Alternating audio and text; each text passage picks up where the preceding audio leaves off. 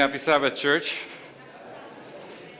Hopefully you had a wonderful Thanksgiving. Hopefully you're a few pounds heavier and your wallet's a little lighter for the day after Black Friday. Can't forget that one too.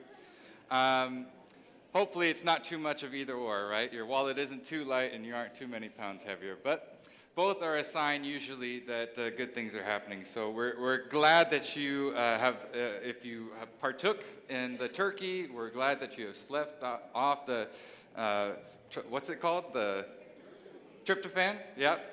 We're glad that you're here. I can see in some of your eyes that there's still some lingering effects. If we had a breathalyzer for tryptophan, I'm not sure you'd all pass it. But we're glad to have you here. We're glad to have you here, and we say this, I like to say this every year, but during this holiday season, whether you spent it in a wonderful setting surrounded by family and loved ones, or whether you didn't and you spent it alone, or whether you did spend it with family but they didn't feel like loved ones, we just want to welcome you here and say that we are so grateful that you are here, that you're here we see each other as a family. We spoke about it if you were here with us last week, the idea of belonging, and we want you to know that each and every single one of you belongs here, and we're grateful for you during this Thanksgiving and this holiday season. So with all the pleasantries of the holidays aside, now we are going to dive right into 1 Kings chapter 17, which may not be a chapter that you would think of immediately when you think of a post-Thanksgiving, post-Black Friday, however you want to view this last week of Thanksgiving and gratitude. You might not first think of 1 Kings chapter 17, but I invite you, if you have your Bible, if you have your phone, to turn there, because we're just going to be spending a lot of time in 1 Kings chapter 17 this morning. And it might become clear why we are going to be looking at 1 Kings chapter 17 this morning. Hopefully it will become clear. We are going through, if you are going through the book of 1 Kings, you've hit a bit of a rough spot if you're perhaps reading through the Bible in a year. We usually think of Leviticus as being the first hurdle if you're reading through the Bible, trying to read it all through. Leviticus can be a first hurdle. It's not the most entertaining unless you're a lawyer or something like that, perhaps. But we get to another section in 1 Kings where there's a lot of history, believe it or not, about the different kings of Israel and who was in charge. And you can actually, if you have your Bible that you can easily flip through, you can look back and you can see the past couple pages are Abijam rules Judah, Asa rules Judah, Nadab rules Judah, Baasha rules Israel, Zimri rules Israel, Ahab rules Israel, Omri rules, all these people. I shouldn't try and say all their names up here when I don't have to. They rule Israel. We're going through history. It can be a little hard to digest. Again, like if you're a lawyer, you'd love Leviticus. Perhaps if you're a historian, you'd love the book of 1 Kings. But then we get to 1 Kings chapter 17. Right before this, at the end of 1 Kings chapter 16, the last name that we see is that Ahab rules Israel. Perhaps that's a name that's familiar to you. It doesn't say too much about him until we come to 1 Kings chapter 17, and all of a sudden this guy named Elijah comes on the scene. Elijah, it says in verse 1, from Tishbe, who was one of the settlers in Gilead, said to Ahab, as surely as the Lord lives, Israel's God, the one that I serve, not the one that you serve, the one that I serve, there will neither be dew nor rain these years unless I say so. So we've been going through all these different kings that have been doing things. They've been ruling. We're just kind of skimming over. This is some names that we need to know for our test later on, that we're just covering some basic Israelite history. And then all of a sudden, there's somebody who's not a king. He gets introduced in one verse, and in that one verse, he speaks to the current king, and he says, as sure as the Lord lives, There will neither be dew nor rain these years unless I say so. Now, I was fortunate enough to move to California at a time when this doesn't hit me too hard, and I'm able to enjoy water where I live. But as Californians, I know that we can understand this. You've considered doing AstroTurf for your front lawn, or perhaps maybe just some nice rocks or something. I remember visiting my great-grandmother in Arizona, and I saw how many people had just rocks in their front yards, and I thought, this is horrible. And then as I got older and I started to think about water and utility bills, I thought, that doesn't, I could see that working. I could see that looking nice. So Elijah, though, is the guy that comes to the king of Israel at the time and says to his face, there's going to be a drought. And I'm the one who gets to call when it ends. It's not a drought that I'm causing. It's not a drought that I'm doing through my own power, but rather God has given me this command to come and to tell you that there's going to be a drought. We're not going to have rain or even dew on the grass. There's not going to be any moisture in this land until I say so. And that's a pretty dramatic start to Elijah's career as we get told about it here in the book of 1 Kings. And then after he goes to the king's face, he points a finger in the face of the king and says, hey, just so you know, there's going to be no rain, there's going to be a drought until I say so. God is wise enough to say, hey, maybe it would be a good idea to get out of there, to not stick around too long. Then the Lord said, the Lord's word came to Elijah in verse 2. Go from here and turn east. Hide by the Cherith brook that faces the Jordan River. You can drink from the brook. I have also ordered the ravens to provide for you there. Elijah went and did just what the Lord said. He stayed by the Cherith brook that faced the Jordan River. The ravens brought bread and meat in the mornings and the evenings. He drank from the Cherith brook. And after a while, the brook dried up because there was no rain in the land. So what God does immediately after sending Elijah to give this message to the king is he immediately says, I'm going to take care of him. I'm going to take care of you. Now, if you know anything about Elijah's story with later on, once he has another showdown, even bigger showdown with King Ahab, he once again gets taken care of by God. And one thing that is a theme that becomes clear throughout Elijah's life, throughout Elijah's ministry as a prophet to the people of Israel, as at times the only faithful person to God in the land of Israel, is that God takes care of his people. God will always provide. When Elijah is sent to go to the king to say there's going to be a drought, God takes care of him. He says, hey, I've got this special place set aside for you by the Cherith brook where you're going to have your basic human needs met for food and water, and I'm going to even make it easy on you. We were just heard the story from Pastor Jeff about the hummingbird. Can you imagine? Ravens are a little bigger than hummingbirds, if you've ever seen one. One of those flying up at your face, and you're not scared of it because it's bringing you food. That's pretty impressive how God makes things happen to take care of his prophet Elijah. It's an easy promise for us to maybe get our heads around, to accept that God takes care of his people. God will provide for us. If God asks you to do something difficult, if you feel that God is calling you into the wilderness, to go to a place that you're not comfortable, to do something that you haven't done before, you can accept or receive or believe and hold on to the promise that God will take care of you. Amen? We believe as Christians that God is a God who keeps his promises. His promises never fail. And he promises to take care of us the way that he took care of Elijah. But then as the chapter continues, we get into an interesting story that perhaps at times we don't talk about very often in church. Perhaps we reference it, or perhaps it's more of a Sabbath school kind of story where we don't talk about it up front of the pulpit very often, because there's a lot that happens after this lovely story of Elijah being rather dramatic on God's command and then being taken care of by the Cherith brook. Because after the brook dries up, as inevitably happens when there's no rain or dew in the land for all this time, the Lord's word, we're going to verse 8 now. The Lord's word came to Elijah, get up, Get out of this place that isn't going to work for you anymore. Get up and go to Zarephath near Sidon and stay there. I have ordered a widow there to take care of you. Now, that's a kind of interesting statement because usually if you are a scholar of the Bible or even just have a sense of what Christ was like, what Christianity is supposed to look like, you would have a sense that usually it would be the widow who's being taken care of, right? It's the command to us to be taking care of the widow, but yet God chooses a widow to take care of his prophet. Already, something curious that God has done in this story in 1 Kings chapter 17. But let's continue on and see what happens. Elijah left, and he did go to Zarephath. As he came into the town gate, he saw a widow collecting sticks. I don't know if she had a sign on her that said, "I'm a widow and I'm collecting sticks," but he knew that it was a widow, or at least became apparent later on. There was a widow collecting sticks.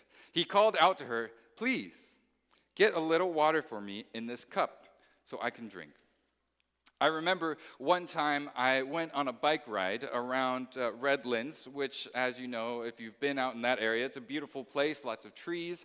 And me and my girlfriend at the time, we had gone on this bike ride thinking this is going to be great. We'd love to go on a lovely bike ride on a Sabbath afternoon to get some fresh air as much as you can in Southern California.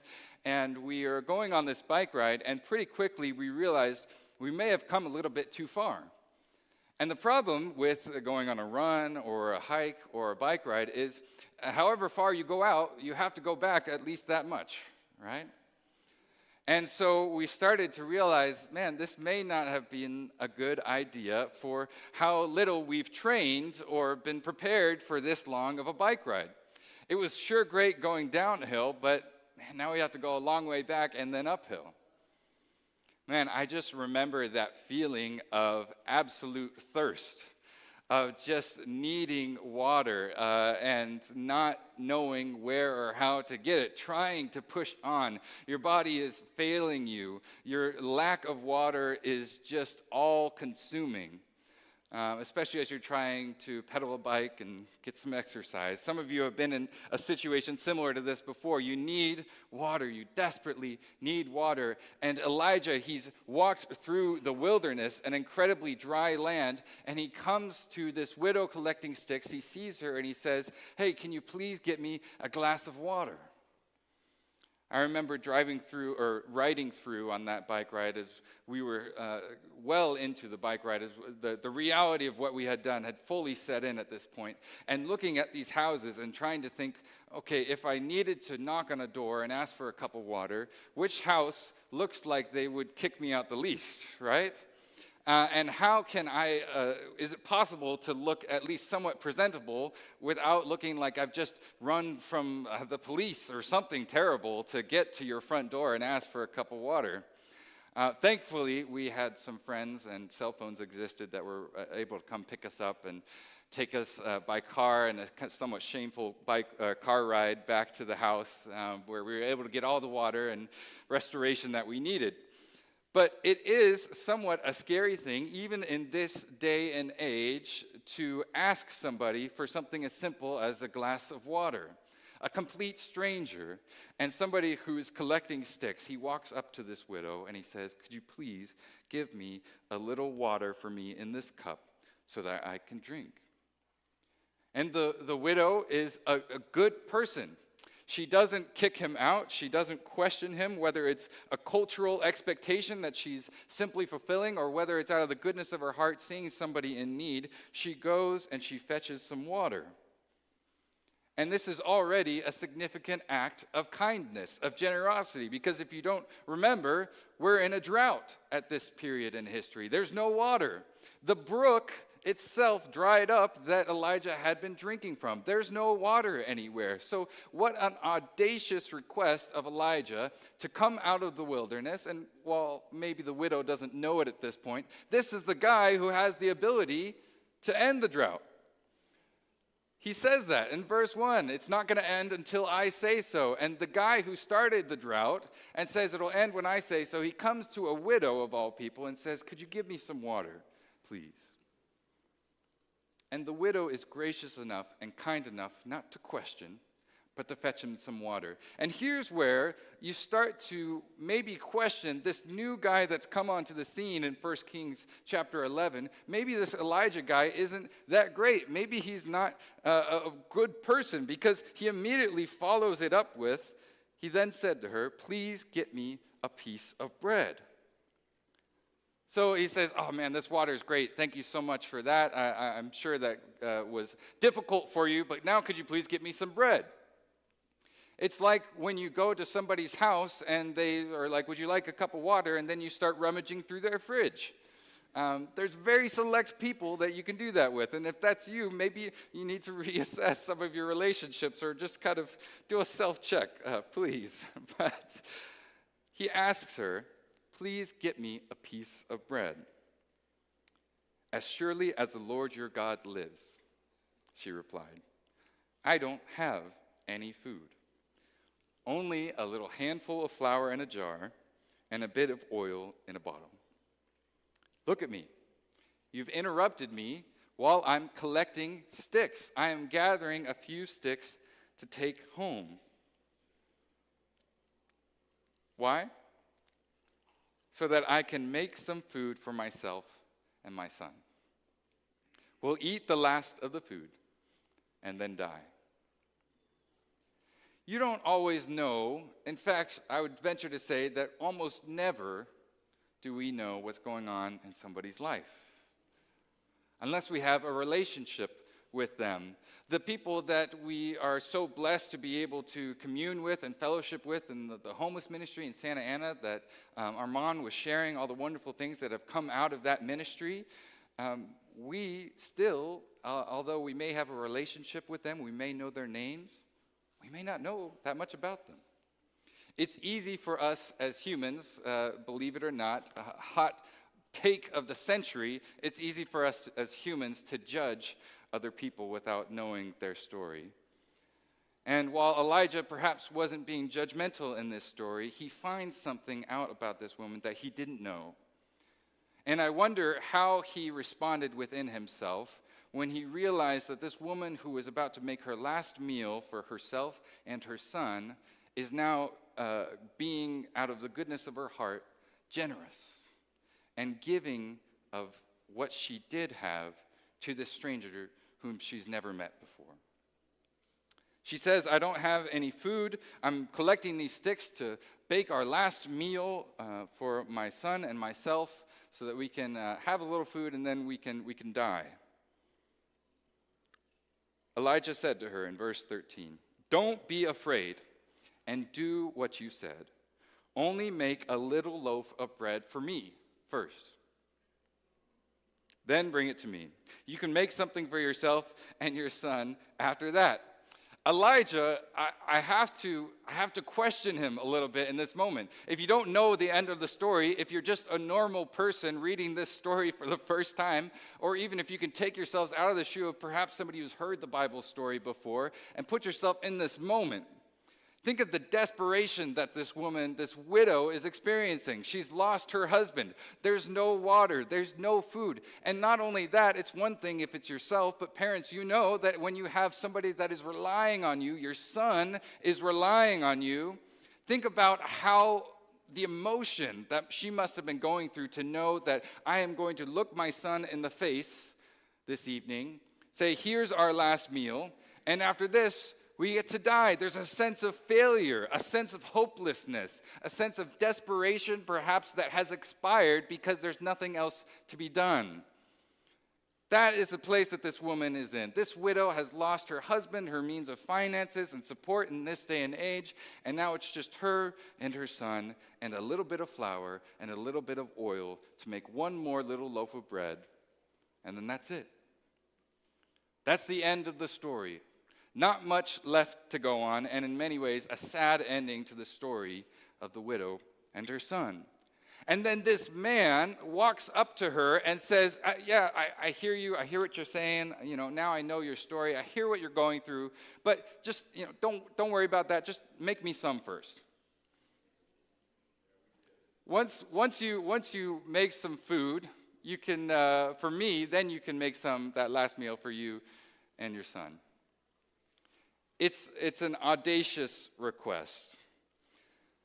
But this is what Israel, the Lord's God, says. The jar of flour won't decrease, and the bottle of oil won't run out until the day the Lord sends rain on the earth. The widow went and did what Elijah said. Whether it was because of the promise that he shared that God had given her, or whether it was just a pure act of faith, she went and did what Elijah said. So the widow, Elijah, and the widow's household ate for many days, a fulfillment of God's promise to take care of his people. The jar of flour didn't decrease, nor did the bottle of oil run out, just as the Lord had spoke through Elijah. Again, a wonderful story, a miraculous end to this interaction, it seems. There was a wilderness that they had walked through, perhaps together at different points to get to this place. Elijah's coming from a brook that's dried up. He's relying fully on God's provision for him. And this widow who has come through her whole life to get to this point, to this last meal, and both of them step out on faith based on a promise that God has said to them, and God provides. It's a powerful story, one that we could easily connect to the idea of thanksgiving, of gratitude, of trusting in the faith that God calls us to have in him. And yet there is more to this story. There is more to this story. I remember when I was in high school, going to high school in Denver, Colorado. A little bit south of Denver, there's a city called Colorado Springs that some of you may have heard of, maybe have been to before. Beautiful city, Garden of the Gods is there, and just it's a gorgeous, gorgeous part of the world. And just a little bit north of Colorado Springs, there's a little town full of hippies called Manitou Springs. And some of you may know that place as well. It's a wonderful place full of tie-dye and love and peace and all those things. It's great. It's great. And there's some fun things to do in that town, in that city. There's some fun shops and restaurants and things. But the main attraction for Manitou Springs is the Manitou Springs Incline. How many of you have ever heard of the Manitou Springs Incline before? Yes, that's right there. Perfect. All right. The Manitou Springs Incline is, in fact, an incline. It's a hill. And what used to be on this hill was a sort of railroad tram type thing that would take people up the mountain, this is right around Pikes Peak Mountain. And it would take you up the side of the mountain. And so because you were on a rail, you could go a great almost vertical distance. Then, as we got more conscious about people not dying and safety, just as a general populace of the world, we got more conscious about those things. The railroad eventually was taken down, but what still remains are the ties that lay in between the railroad tracks. So there's these big wooden planks, squares, whatever you call those, that are just sitting there. And they form almost perfect steps to go up the mountain. Now, it is not a short climb by any means. It's not something for the faint-hearted. One of my favorite things to do when I would go there is to see the gym bros that are all buff, and they take off, and then almost inevitably you would pass them about 10 steps later because it's a different kind of cardio. It's also at high altitude and all those things. And one thing that I'll never forget about the Manitou Springs Incline is there's this thing called a false summit. And people would tell you before you go up, hey, is it your first time? Hey, just so you know, there's a false summit.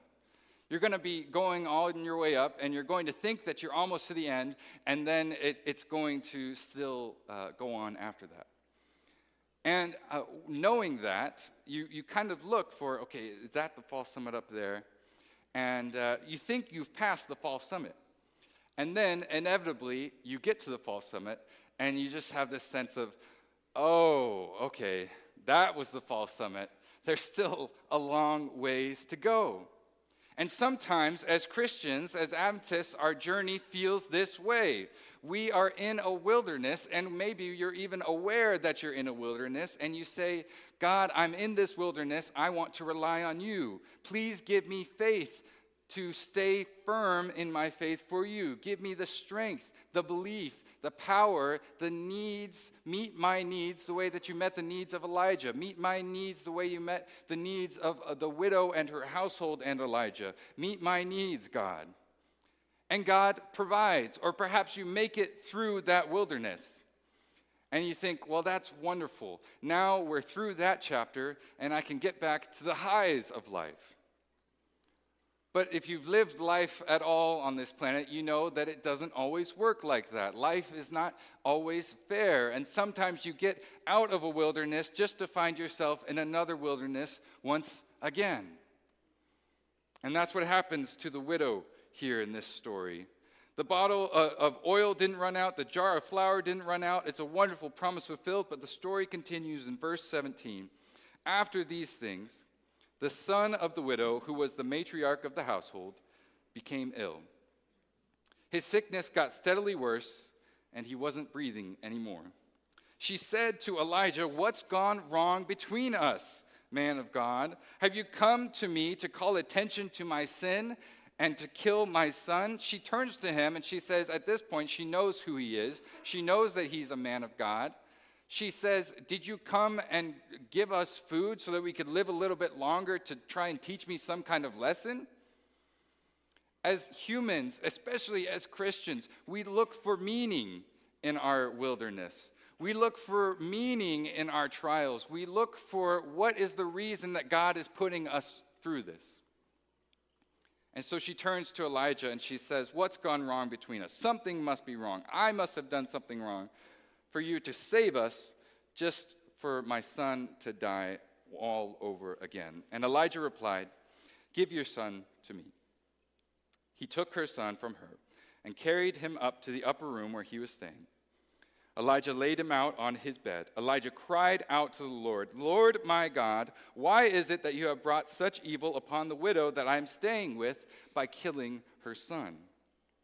Then he stretched himself over the boy 3 times and cried out to the Lord, "Lord my God, please give this boy's life back to him." The Lord listened to Elijah's voice and gave the boy his life back. And he lived. And he lived. Elijah brought the boy down from the upper room of the house and gave him to his mother. Elijah said, "Look, your son is alive." That's a great thing to hear. "Now I know that you are truly a man of God," the woman said to Elijah, "and that the Lord's word is truly in your mouth." And that's where chapter 17 of 1 Kings ends. Right after that, in 1 Kings chapter 18, we get the famous story that you probably all have heard before about a showdown on Mount Carmel between the priests of Baal and just Elijah. God shows his power in a mighty and powerful way.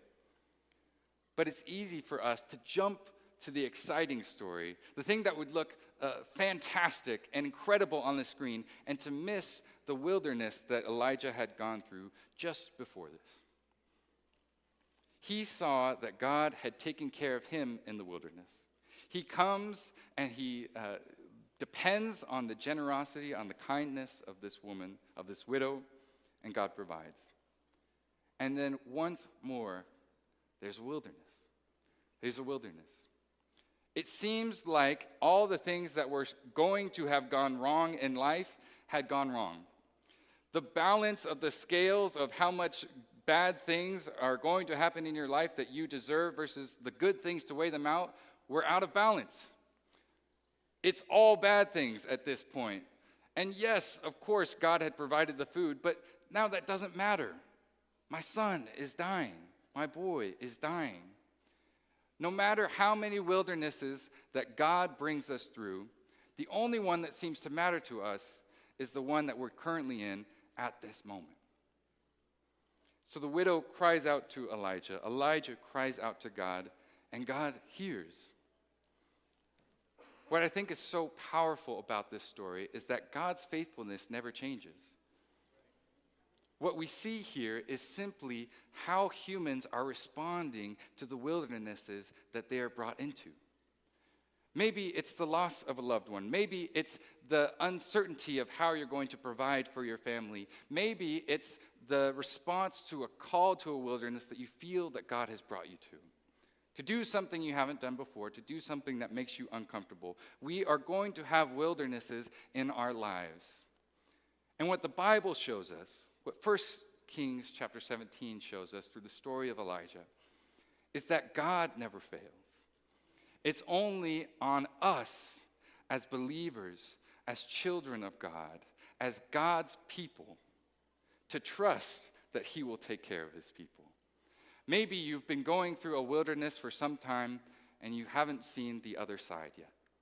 Or maybe you've been going through the wilderness and you saw the false summit, you thought you were there, but there's still more to come.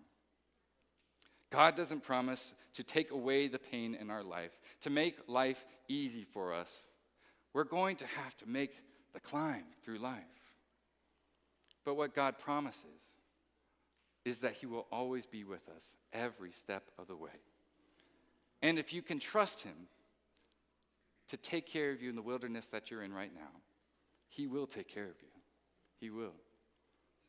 God has provided for you all of your life, whether you realize it or not.